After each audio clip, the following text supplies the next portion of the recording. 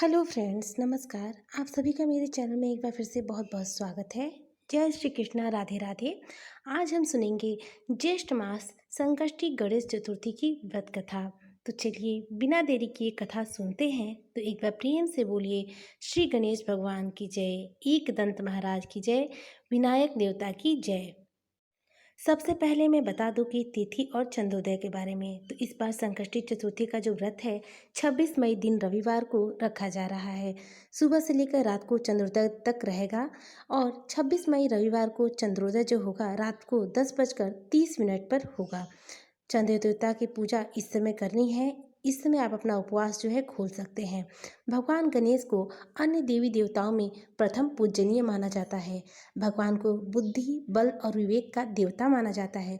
इसलिए भगवान गणेश अपने सभी भक्तों की परेशानी जो है विघ्नों को दूर करते हैं। हर महीने के कृष्ण पक्ष की चतुर्थी को संकष्टी चतुर्थी का व्रत और शुक्ल पक्ष की चतुर्थी को विनायक चतुर्थी का व्रत कहा जाता है। श्री गणेश जी पुराण में ब्रह्मा जी इस उपवास के बारे में बताते हैं। व्रतों में सभी चतुर्थों व्रत में विशेष महत्व मायने रखता है, जिससे बड़े से बड़ा व्यक्ति करके अभीष्ट की प्राप्ति करता है।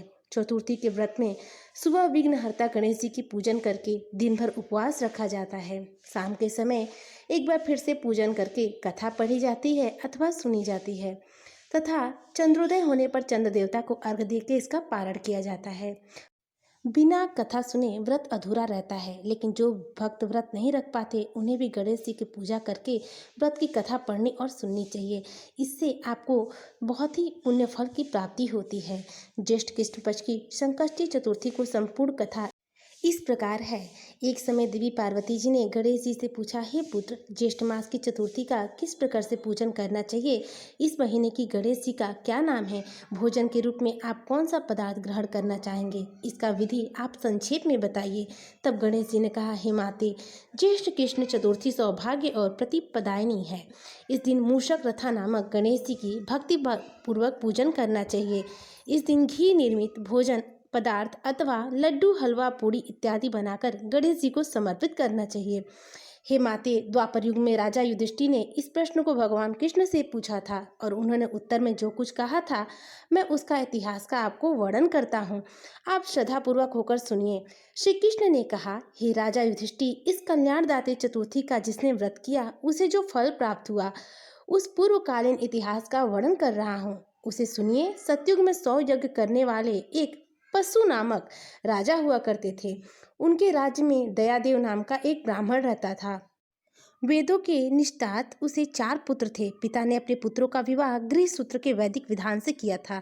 चारों बहुएं बड़ी ही अपनी सास के साथ मिलजुल के रहती थी।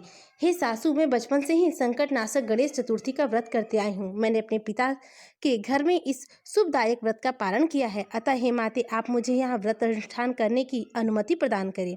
पुत्र वधू की ये बात सुनकर उसके ससुर ने कहा, हे बहू, तुम सभी बहुओं में श्रेष्ठ और बड़ी हो। इस प्रकार कोई कष्ट नहीं, ना तुम कोई भिक्षुड़ु हो, तो तुम अभी इस समय उपभोग का समय है। ये गणेश जी कौन है? फिर तुम्हें भला उपवास करने की क्या जरूरत है? कुछ समय बाद बड़ी बहू गर्भवती हुई। 10 मास के बाद उसे सुंदर पुत्र को जन्म दिया। उसकी सास बराबर बहू को व्रत करने से मना करती थी। बहू ने अपने सास ससुर के व्रत रखने पर कई बार अनुरोध किया, लेकिन उन दोनों ने ही व्रत छोड़ने से बहू को बाध्य कर दिया। समय बीता, बहू का पुत्र का विवाह हुआ, किंतु व्रत भंग होने के कारण गणेश जी क्रोधित हो गए।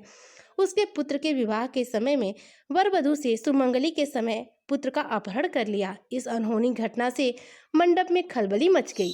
सब लोग व्याकुल होकर कहने लगे, वर कहाँ गया? किसने अपहरण कर लिया? बारातियों द्वारा ऐसा समाचार पाकर उसकी माता अपने ससुर दयादेव से रो रो कर कहने लगे, हे ससुर जी, आपने मेरे गणेश चतुर्थी का व्रत छुड़वा दिया, जिसके परिणाम स्वरूप मेरा पुत्र गायब हो गया। अपनी पुत्रवधी के मुख से ऐसी बातें सुनकर दयादेव बड़ी दुखी हुए। उन्होंने अपनी पुत्रवधी को दुखी देखा, फिर ऐसा बोला कि गणेश चतुर्थी का व्रत करने की अनुमति दे रहा हूँ, जाओ करो।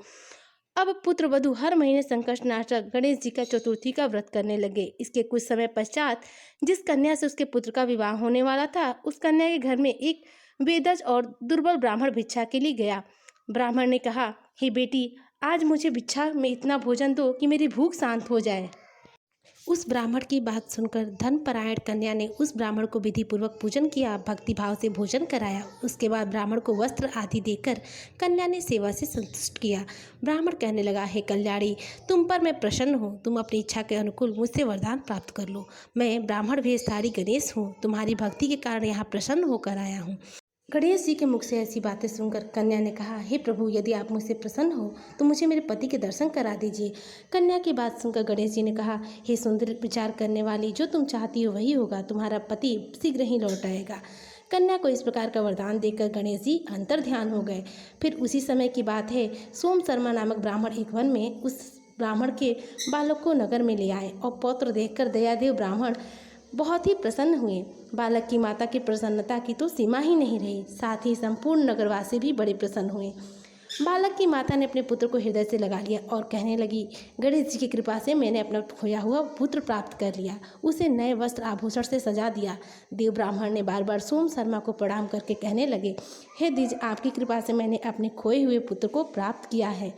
मेरा खोया हुआ पुत्र घर वापस आ गया। सोम शर्मा को फिर सुस्वाद भोजन करा के धोती दुपट्टा विभूषित करके गोदान दिया। फिर मंडप से निर्माण कराया, विधिपूर्वक वैवाहिक कार्य को संपन्न किया। इससे सभी नगरवासी प्रसन्न हुए और वह भाग्यशाली कन्या भी अपने पति के पाकर धन्य हो उठी।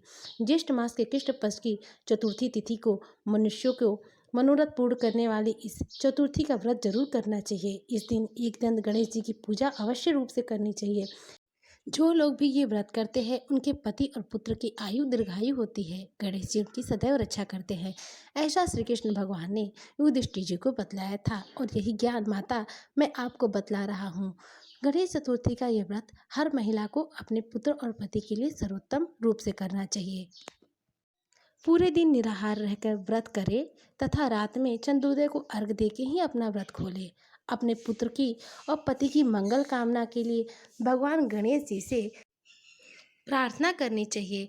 ऐसा करने से गणेश भगवान प्रसन्न होते हैं। मूषक राज गणेश जी की पूजा करने का आज के दिन विशेष रूप से महत्व है। पूजा के बाद कथा अवश्य रूप से सुने तथा कथा के बाद भगवान गणेश की मधुर आरती का आनंद जरूर ले। इस तरह से भगवान गणेश की कृपा आपके पूरे परिवार पर बनी रहती है।